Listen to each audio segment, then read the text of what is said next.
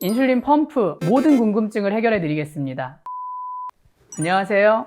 대한당뇨병학회에서 보내드리는 당뇨병의 정석입니다. 오늘은 많은 분들이 궁금해하시는 인슐린 펌프에 대해서 이야기를 나눠보고자 합니다. 저는 차의과학대학교 분당차병원 내분비내과 김경수입니다. 명쾌한 해설을 해주실 귀한 분을 한 분 모셨는데요.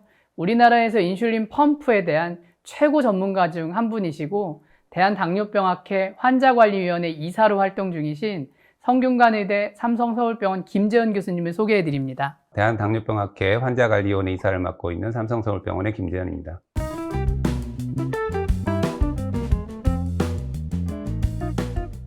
본론으로 들어가기 앞서서 세간에 많이 떠도는 이야기가 있습니다. 인슐린 펌프, 이걸 이제 달기만 하면 환자분이 아무것도 하지 않아도 혈당 조절이 되는 건가요? 그렇지는 않고요. 펌프는 자동차 같은 거여서 운전 교습을 배우듯이 전문적인 교습이 꼭 필요한 이런 기기다, 이렇게 말씀드릴 수 있을 것 같고요.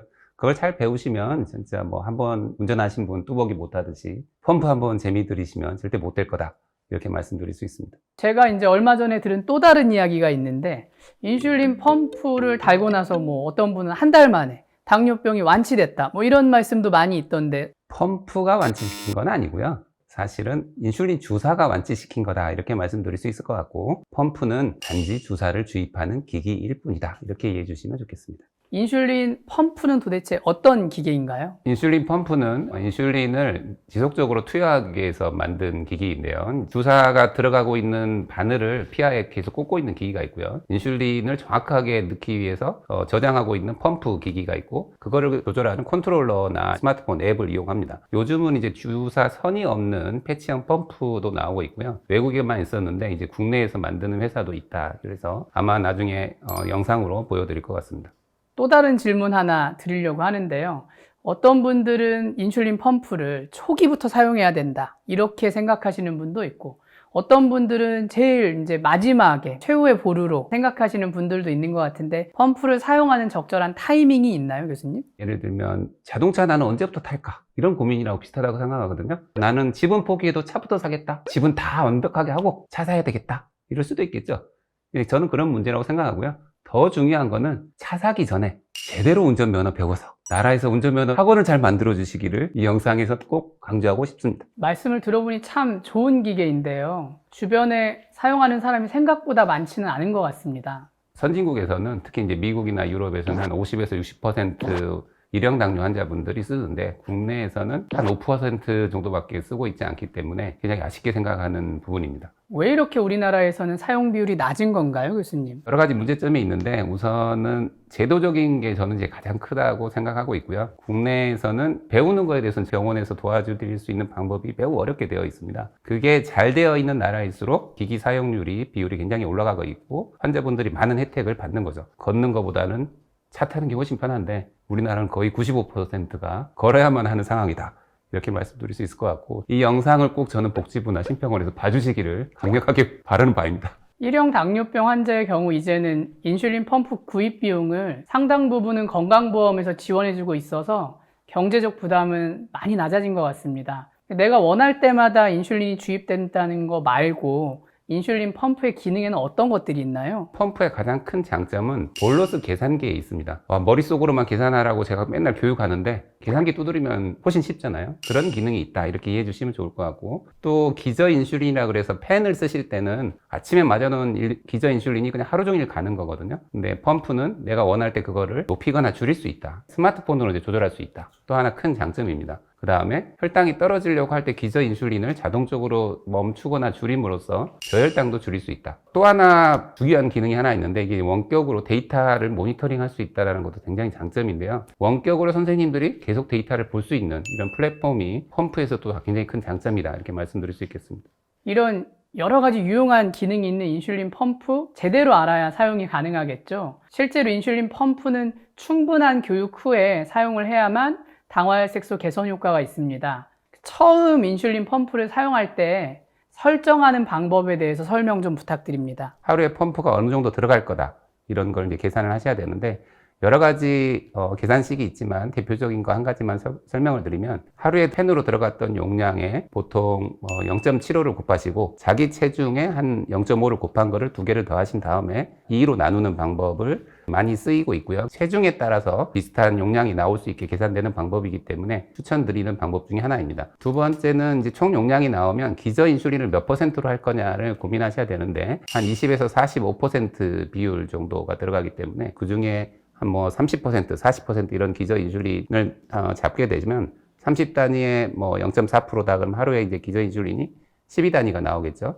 그걸 이제 24로 나누시면 한 시간에 얼마가 들어간다. 이런 게 설정이 되겠습니다. 그런데 일반적으로 이제 운동을 하면 혈당이 좀 내려갈 거고 반대로 스트레스 상황이나 고지방, 고단백 이런 식사하실 땐 혈당이 많이 오르는데요. 이런 경우에도 매 시간 동일하게 기저 인슐린을 사용하면 아마도 운동할 때는 저혈당이 될 것이고 혈당이 오르는 상황에선 적절하게 대처하지 못하게 되지 않나요? 설정된 기저 인슐린 외에 그 시간에만 일부 주사를 용량을 늘리거나 줄이거나 이런 기능이 들어 있습니다. 그래서 기저 인슐린을 20, 30% 늘리겠다. 이런 것들을 해보실 수 있거든요. 그게 이제 임시 기저 기능이고 펌프에서 잘 쓰시는 분들은 그 기능을 아주 유용하게 잘 쓰십니다. 예를 들면 시간당 0.5단위 들어가는 분이 있는데 내가 기저 인슐린을 10% 정도 줄이겠다. 이렇게 하면 0.45로 한 3시간 동안 들어가게 이렇게 설정하실 수 있고요. 특히 운동 후에 그런 기능을 잘 쓰시면 좋을 것 같습니다. 정리하자면 지금부터 한두 시간 정도 운동해야지 이렇게 생각을 하면 그 시간 동안에는 기저 인슐린 주입 속도를 좀 낮춰주고 고지방, 고단백 식사를 해야지 이렇게 생각하면 그 시간 동안엔 기저 인슐린 주입 속도를 좀 높이면 되는 거네요. 그렇죠. 완벽하게 정리해 주신 것 같습니다. 인슐린 펌프를 잘 사용하기 위한 마지막 설정 부분을 좀 알려드리겠습니다. 건강한 사람의 췌장에서는 식사 후에 혈당이 급격하게 상승하기 때문에 한꺼번에 많은 양의 인슐린을 분비해서 혈당을 낮춰주게 됩니다. 이것을 이제 식사 혹은 볼러스 인슐린이라고 합니다. 인슐린 펌프를 사용하시는 분들 뿐만 아니라 인슐린 주사로 조절하시는 분들도 어떻게 용량을 결정해야 하는지 굉장히 많이들 어려워하시는 부분인 것 같습니다. 오늘 이 시간에 이제 기본적인 개념, 그리고 방법을 쉽게 알려주세요, 교수님. 펌프는 볼로스 계산기가 저는 90%라고 생각하는데 설명을 드리면 엄청 어려운 거다 이렇게 생각하시는 분들이 굉장히 많더라고요. 사실 그렇지는 않고요. 처음에 선생님하고 상의하셔서 몇 가지 팩터를 저희가 설정을 합니다. 설정해야 되는 게 4가지가 있는데요. 탄수화물 개수, 교종 개수, 목표 혈당, 인슐린 작용 시간 이렇게 있고요. 먼저 그 목표 혈당은 꼭 주치 선생님하고 상의를 하셔가지고 정확한 값은 하시는 게 좋고 특히 저혈당 위험성이 높은 분들은 조금 목표 혈당을 높게 시작하시는 게 안전하겠습니다. 실력이 늘면 늘수록 목표 혈당은 좀 더 낮게 유지하고 펌프의 기능이 저혈당을 방지하거나 인공췌장 기능이 있다. 그러면 더 낮게 조절하는 경우가 많습니다. 그래서 일반적으로는 조절을 어려워하시거나 저혈당이 높은 분들은 130부터 시작하셔서 10, 20씩 조금씩 낮춰서 인공췌장 같은 펌프는 100까지도 목표 혈당을 하는 경우도 있습니다. 다음은 이제 탄수화물 개수에 대해서 간단히 말씀 좀 해주시면 좋을 것 같습니다. 탄수화물 개수는 주사 1단위가 탄수화물을 몇 그램 정도 커버할 수 있느냐 이런 개념이어서 초기에 어떻게 설정하는 계산식이 대표적인 게 몇 가지가 있습니다. 오늘 소개해 드릴 거는 이제 자기 체중을 조금 이용하는 건데요. 5.7 곱하기 체중을 하신 다음에 나누기 전체 들어간 인슐린 용량을 나누시면 됩니다. 체중을 기반으로 하기 때문에 아주 크게 벗어나는 거는 조금 덜한 계산식이다 이렇게 이해하시면 되겠습니다. 예를 들자면 60kg 정도인 환자가 하루에 총 인슐린 용량이 한 30단위 정도라고 하면 탄수화물 개수는 11.4 정도가 될 것 같습니다. 이제 물론 그렇게 해도 각 식사 끼니마다 사실은 약간 다르거든요. 되게 아침이 탄수화물 개수가 조금 낮게 나오고요. 두 번째 식사 때 조금 높게 나옵니다. 그리고 탄수화물을 세는 게 사람마다 약간 다르기 때문에 자기 걸로 데이터화 하셔가지고 한 1, 2주 뒤에는 한 번 정도는 탄수화물 개수를 조정해주는 단계가 필요하고 꼭 주치의 선생님하고 상의하시기를 바랍니다. 그럼 이제 볼러스 계산기를 사용하기 위해서 다음으로 필요한 교정 개수란 무엇이고 어떻게 알 수 있을까요? 교정 개수라는 개념은 먼저 1단위 주사로 혈당을 몇 미리그램 정도 떨어뜨릴 수 있는지, 예를 들면 활성 인슐린 시간이 만약 4시간이라고 한다 그러면 주사 1단위로 50이 떨어진다. 그럼 4시간에 걸쳐서 50이 떨어진다 이렇게 이해하시면 됩니다. 가장 쉽게 계산하시는 방법 중에 하나는 1800 룰이라는 걸 많이 씁니다. 그래서 하루에 내가 주사가 많이 들어간다 이런 뜻은 주사가 잘 효과가 없다 이런 뜻이거든요. 하루에 60단위를 맞는다 그러면 1800을 60으로 나누셔가지고 30이 나오잖아요. 근데 난 하루에 30단위밖에 요즘 안 맞는다. 그러면 1800을 30으로 나누면 60이 나오죠. 그래서 내가 하루에 60단위 맞는다는 거는 주사가 잘 안 듣는다 이런 뜻이고, 30단위 맞는다 그러면 주사가 훨씬 2배로 잘 듣는다, 이렇게 이해하시면 되겠습니다. 하루에 내가 몇 단위 맞는지는 꼭 기억해 주셔야 되는, 사실은 펌프에서는 굉장히 중요한 거고요. 교정 개수도 하루 종일 똑같지는 않습니다. 그래서 어느 특정한 시간에 조금 더 예민하기도 하고, 특정한 시간에 조금 주사가 잘 안 듣기도 합니다. 그래서 되게 아침에 눈 뜨면서 오전에 좀 주사가 잘 안 듣고요. 오후 시간이 좀 잘 떨어지고, 새벽 시간 한 12시에서 3시 이때도 좀 주사가 잘 들어요. 그래서 보통은 자기가 하루에 평균 교정 개수에서 10에서 20%를 오르락 내리락 하게 시간마다 설정하라고 하고, 꼭 주치의쌤하고 그것도 그 시간마다 설정 한번 상의하시는 게 좋겠습니다. 인슐린 작용 시간은 저희가 어떻게 알 수 있을까요? 저희가 피하로 주사를 주다고 보니까 주사가 금방 끝나는 게 아니거든요. 그래서 보통은 한 4시간에서 6시간을 이제 펌프에서 많이 집어였는데, 인슐린 작용 시간이 중요한 거는 사실 활성 인슐린 때문입니다. 앞에 맞았던 주사를 한 번에 확 들어갔을 때 주사가 앞으로 얼마나 남아있을까를 계산하는데 이 인슐린 작용 시간이 중요하거든요. 그래서 만약에 4시간을 인슐린 작용 시간이라고 한다고 하시면 일직선으로 떨어진다 이렇게 가정한다고 했을 때는, 만약에 4시간 전에 뭐 8단위를 맞았다. 지금은 하나도 안 남았겠죠. 근데 2시간 전에 8단위를 맞았다고 하면 지금은 2로 나눠서 한 4단위는 남아있을 거다, 이렇게 계산하실 수 있게 되고, 이것도 환자분들이 머릿속으로 계산하실 필요는 없고요.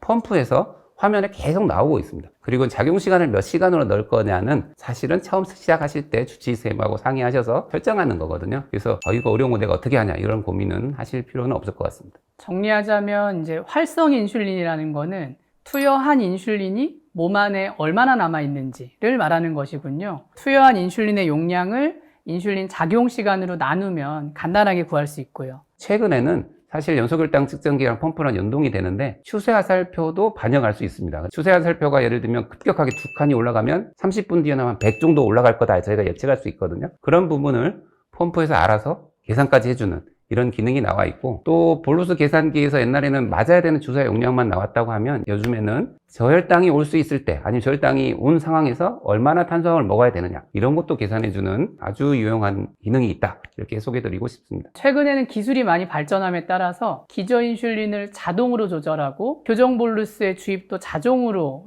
조절해주는 진보한 형태의 인공췌장 시스템이 등장하고 있습니다만, 인슐린 펌프에 대한 기본적인 내용을 알고 있는 것이 여전히 매우 중요한 것 같습니다. 오늘 명쾌한 설명으로 많은 도움을 주신 김재훈 교수님, 마지막으로 해주실 말씀 있으면 부탁드립니다. 저는 스마트폰을 쓰시는데 전화만 걸고 있는 게 되게 안타깝습니다. 인슐린 펌프에 아주 유용한 기능이 많은데 그 부분에 대해서 가르쳐 주는 분들이 너무 없어서, 아니면 가르치기 위한 환경이, 의료 체계가, 의료 시스템이, 의료 수가가 너무 안 돼 있다. 그러니까 제가 진짜 안타깝게 생각하는 부분이고요. 기기는 좋은 게 많이 수입이 됐는데도 불구하고 국내에서는 너무 안 쓰이고 있는 부분이 굉장히 아쉬운데, 오늘 영상에서 교육 부분이 중요하게 다루어질 수 있어서 너무 감사했고요. 다음 편에 좀 더 심도 있는 내용들을 다룰 수 있으면 좋겠습니다. 저희가 다음 편에서는 인공췌장이라든지 각각의 펌프마다의 볼러스 계산기 원리의 차이점, 혹은 저혈당이 되었을 때 탄수화물량 계산하기 같은 좀 더 심도 있는 논의를 할 수 있도록 준비하겠습니다. 오늘 이 영상이 많은 도움이 되셨다고 생각하시는 분들께서는 구독과 좋아요, 알람 설정 부탁드립니다.